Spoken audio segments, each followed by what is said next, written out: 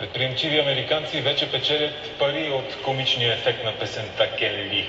Световният хит изстреля Валентина Хасан сред най-известните българи, но не и носи приходи.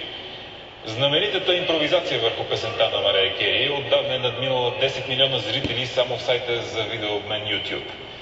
Най-малко 3 американски интернет магазина се конкурират в продажбата на фланелки с марка Кен Ли. Тениските струват между 10 и 20 долара.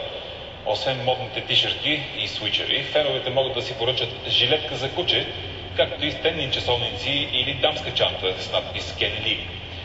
За девиз на продуктите с логото Кен Ли е избран непреводимия стих "Тули Бодил Далцио" от песента, изпята от Валентина Хасан.